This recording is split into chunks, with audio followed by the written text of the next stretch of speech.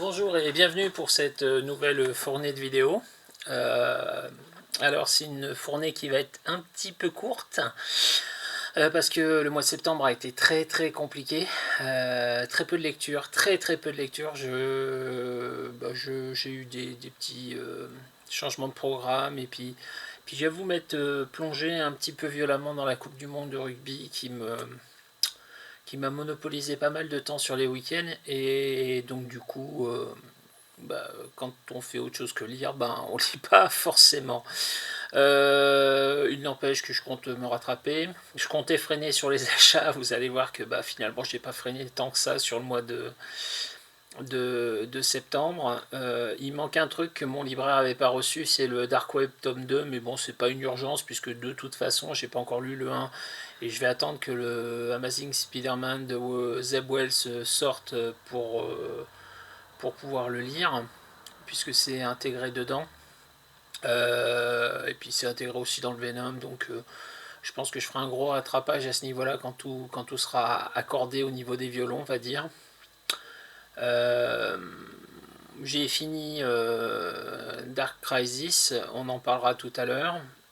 J'ai lu un autre truc et puis je suis en train de lire un troisième truc.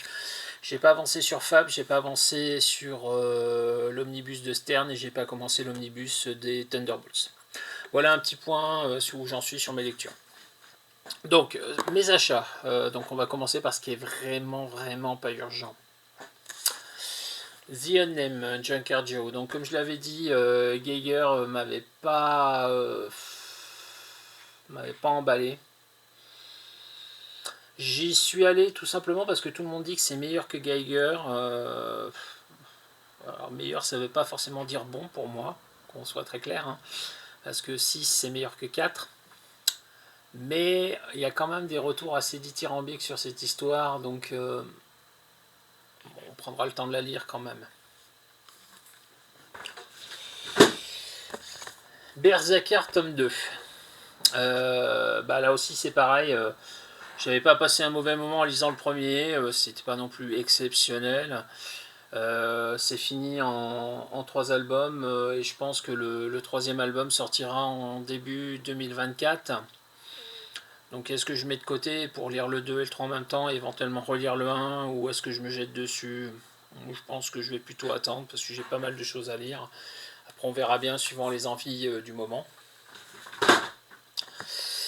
Ça aussi c'est un truc que j'ai acheté parce que le dessinateur c'est Alan Davis, même si effectivement les retours qu'on a pu avoir dessus sont pas très bons.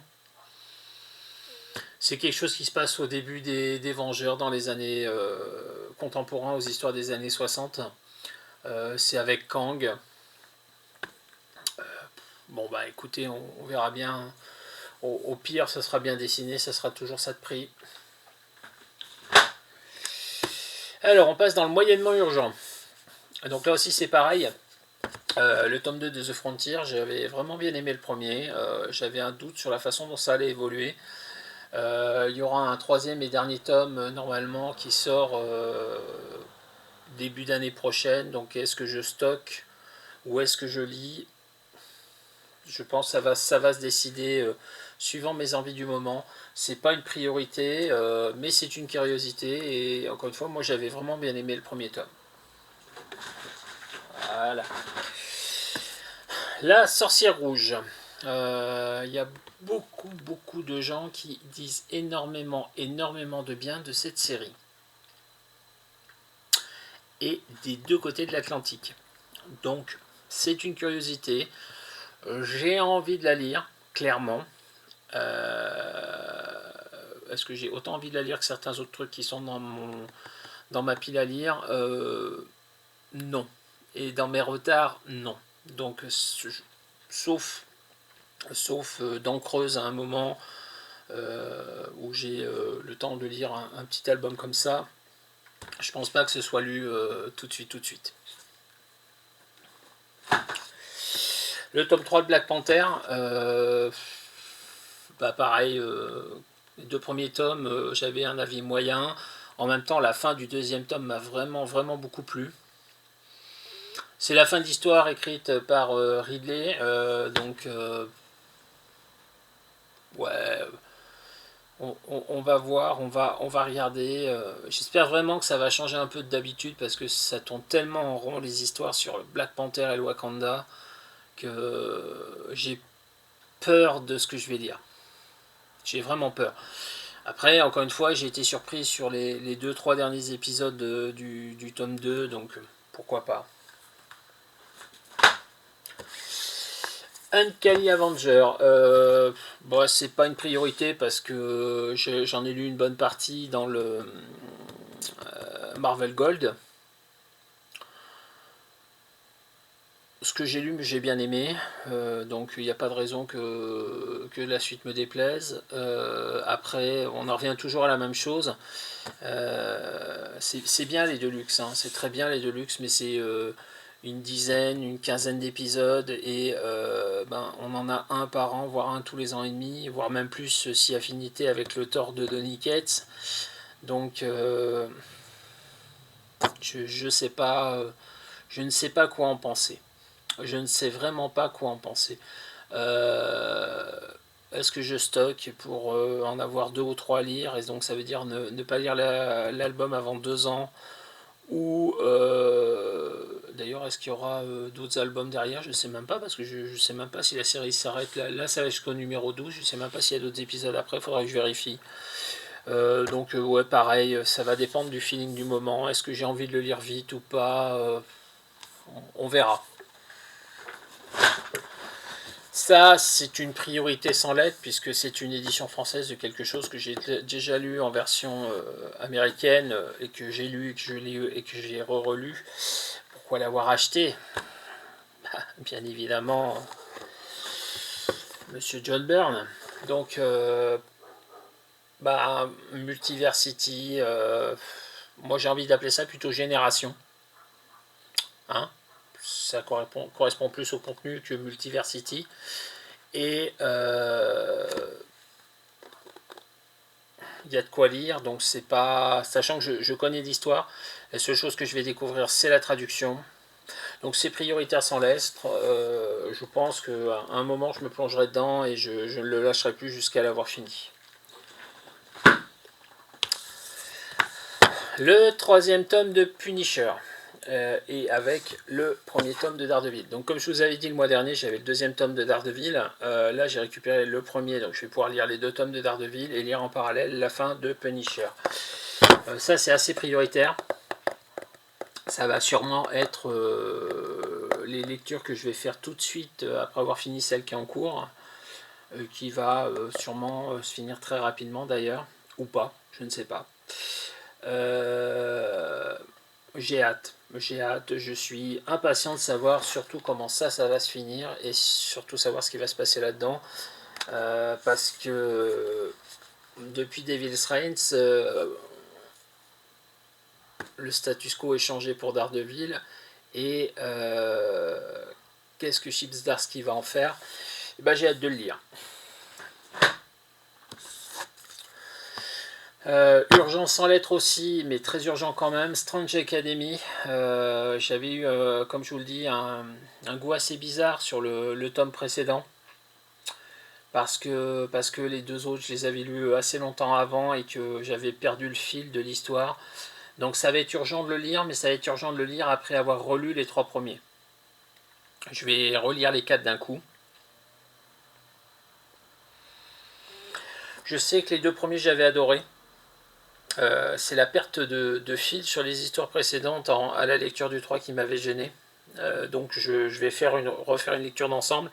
Et je pense que ça sera très intéressant de faire une vidéo sur les 4 tomes d'un coup, parce que 24 épisodes et franchement, ça fait 2 ans d'histoire, 2 ans de parution, c'est assez sympa de couvrir une histoire finie entre guillemets, parce que je me doute qu'il y aura d'autres suites sans doute, et complète surtout. Voilà. Ça c'est le truc que j'attendais pas, mais que vraiment j'attendais pas.